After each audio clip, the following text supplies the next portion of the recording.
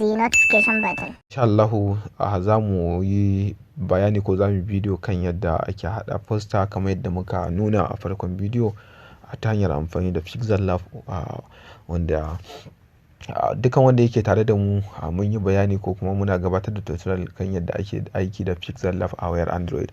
So da farko ga wanda ya kasance in ba su da shi za su je Play Store na wayansu, za su yi sacin Pixel Lab, za su gan shi kamar yadda yake a nan wajen, siffarsa da kamanninsa duk irin wannan ne.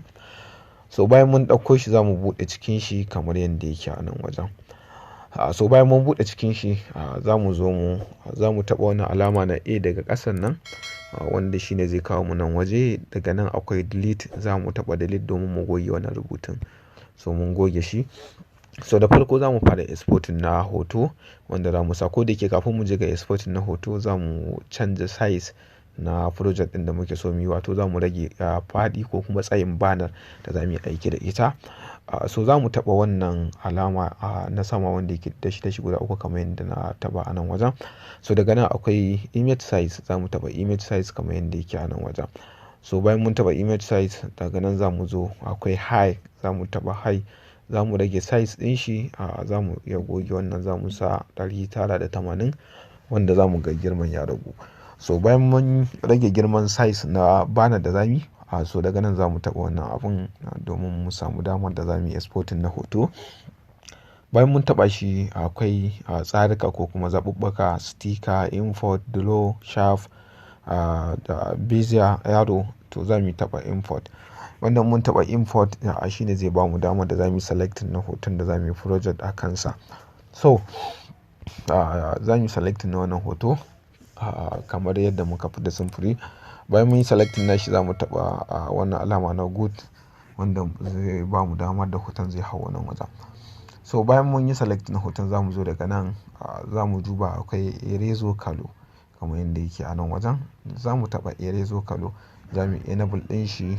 Bayan mun yi enable ɗin shi za mu taɓa wannan ɗan alama kamar yadda yake a nan wajen. In mun taɓa za mu yi amfani da ɗan yatsan mu domin mu cire background na shi wannan hoton kamar yadda yake a nan wajen. So yanzu mun riga da mun cire wannan background na hoton kamar yadda muke gani. So bari mu taɓa shi mu gani. Okay. So akwai sauran abin da ba mu cire ba a nan wajen a saman sa. Za mu zo mu daga nan za mu taɓa crop kamar yadda yake a nan wajen. Za mu ɗan sauko da abin ƙasa kaɗan kamar yadda yake. Za mu matso da wannan ma haka, za mu matsar da nan sannan nan. So za mu taɓa OK. Bayan mun taɓa OK, so daga nan za mu zo ƙasan nan, za mu taɓa wannan abun nan domin mu canja kalo na abun. So za mu taɓa kalo. Bayan mun taɓa kalo za mu taɓa kalo kuma a nan. Daga nan za mu yi selecting na wannan plus ɗin, wanda mun taɓa plus zai kawo mu nan wajen. Daga nan za mu yi selecting na wannan abun, sai mu taɓa shi, sai mu yi selecting na hoton. Za mu taɓa nan wajen domin mu sa kalan background kamar yadda muke gani. So bayan mun sa background na hoto kamar yadda muka sa haka, so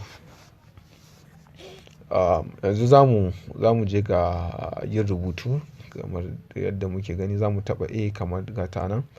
Bayan mun taɓa A za mu taɓa text, za mu taɓa edit, za mu taɓa nan domin mu goge rubutun. Za mu yi rubuta abin da muke so. Bayan mun gama rubutawa za mu zo daga nan za mu taɓa size, za mu kai shi zuwa 100 kamar yadda na kai shi haka. So bayan za mu taɓa good, za mu zo daga nan za mu yi selecting na AB wato font kamar yadda yake a nan wajen. Za mu yi selecting na font ɗin da muke so mu yi aiki da shi. Akwai meme font, kusan majority shi ne abin da muka fi aiki da shi. Bayan mun selecting meme font za mu taɓa OK. Za mu ɗan ƙara exporting na rubutun. OK, za mu ƙara size ɗin shi kamar yadda muke gani a nan wajen. So za mu zo mu yi selecting na kalo da za mu sa a cikin wannan rubutun kamar haka.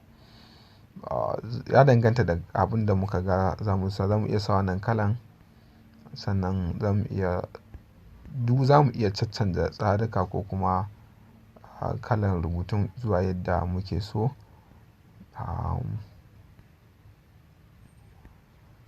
so ya danganta da duk kalan da muka ga dama za mu iya canza rubutun kamar yadda muke gani. So ok, akwai ai da ba mu canja ba, ko da yake sorry bari mu sa wani kala. Yawa, so bayan mun kammala canza side na rubutun kamar yadda yake a nan wajen, so za mu zo daga nan za mu taɓa wannan abun, za mu taɓa ɗanki ɗin nan. Bayan mun taɓa ɗanki za mu iya ƙara size na rubutun kamar yadda yake haka. Za mu sa mushi akwai strong za mu sa domin rubutun ya fita kamar yadda muke gani.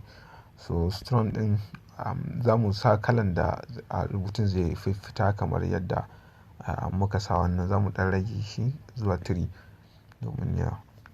So bayan mun kammala za mu zo da ƙasan nan za mu rubuta series mai da yake. So bayan mun gama za mu taɓa ok.